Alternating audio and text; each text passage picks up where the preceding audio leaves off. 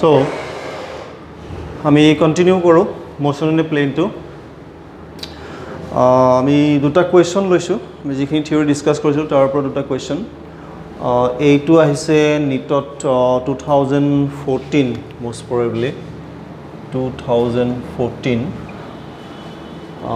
এই কুৱেশ্যনটো আমি চাওঁ so a particle is moving such that its position coordinate x y are 2 meter 3 meter at time t is equal to 0 6 meter 7 meter at time t is equal to 2 seconds and 13 meter 14 meter at time t is equal to 5 seconds. We have to find out the average velocity vector during the time interval t is equal to 0 to t is equal to 5 seconds. Okay, so কেনেকৈ কৰিম আমাৰ average velocity vector x componentor formula কি আছিলে x componentor formula আছিলে যে vx equal to delta x by delta t আৰু delta x delta কিটা আমাৰ কি আছিলে delta x টো আছিলে আমাৰ x2 minus x1 delta t টো আছিলে t2 minus t1 so এই ফৰ্মুলাটো আমি কৰিব লাগিব okay so আমি চাওঁ টাইম ইন্টাৰভেলটো আমাক দিছে 0 ৰ পৰা 5 সেকেন্ড so t1 টো হ'ব 0 t2 টো হ'ব 5 সেকেন্ড আৰু t1 ত যেটো x কোঅৰ্ডিনেট আছিলে t = 0 টাইমত x কোঅৰ্ডিনেট কিমান আছিলে 2 মিটাৰ হেতু হ'ব x1 similarly t = 5 সেকেন্ডত যেটো x কোঅৰ্ডিনেট আছিল 13 মিটাৰ হেতু হ'ব আমাৰ x2 সো আমি যদি ভ্যালু কিটা পুট কৰি দিও তেন্তে আমি পাম x2 আসলে 13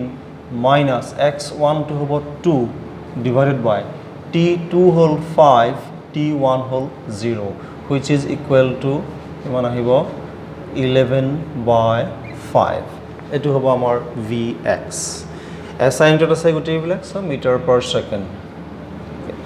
Similarly y component of average velocity এটো আহিব delta y by delta t which is equal to y2 minus y1 divided by t2 minus t1 so ইয়াতে যদি আমি ভ্যালু পুট কৰো y2 মানে t2 টাইমত যেটো y কোঅৰ্ডিনেট আছিল 14 metre so 14 minus y1 t1 টাইমত মানে t = 0 টাইমত যেটো y coordinate 3 divided by time to একেটাই আছে 5 minus 0 which is equal to again আমি কি পাম 11 by 5 so আমাক velocity vector to লাগে so v average velocity vector is equal to vx I cap plus vy z cap is equal to দুইটা 11 by 5 so 11 by 5 I cap plus 11 by 5 z cap so এনেকৈ কৰিব লাগিব আমি কোৱেশ্চনটো so এবাৰ যাও আমি second কোৱেশ্চনটো লৈ সেকেন্ড কোৱেশ্চনটো এনেকুৱা the x and y coordinates of the particle at any time are x equal to 5t minus 2t square and y is equal to 10t respectively where x and y are in meters and t in second আমি উলিয়াব লাগে কি acceleration of the particle at t is equal to 2 second at t is equal to 2 second মানে আমি instantaneous acceleration উলিয়াব লাগে so instantaneous acceleration or formula আসলে কি যে x component of instantaneous acceleration or formula আসলে dvx by dt so the x component of instantaneous acceleration এর আমাক dvx by dt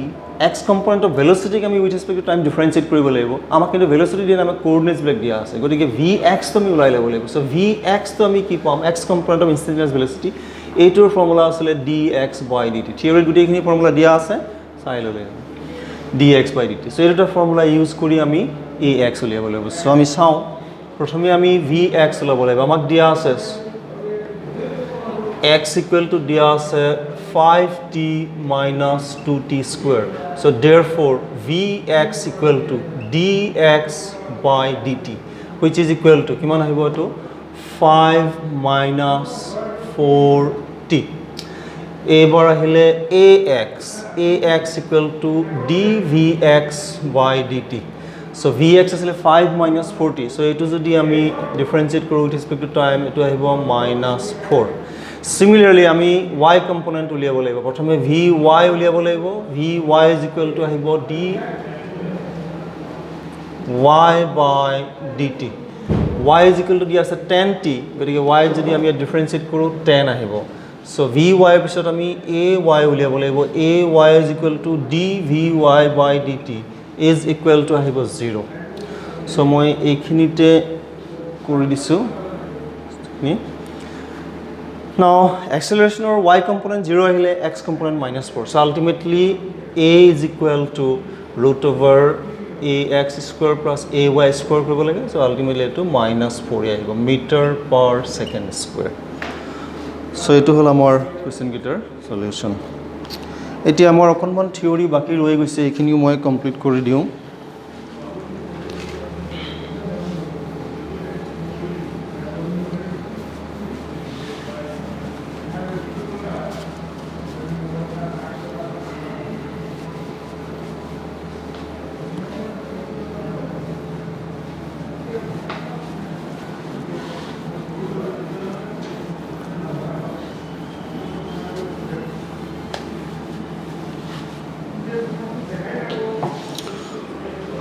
যদি if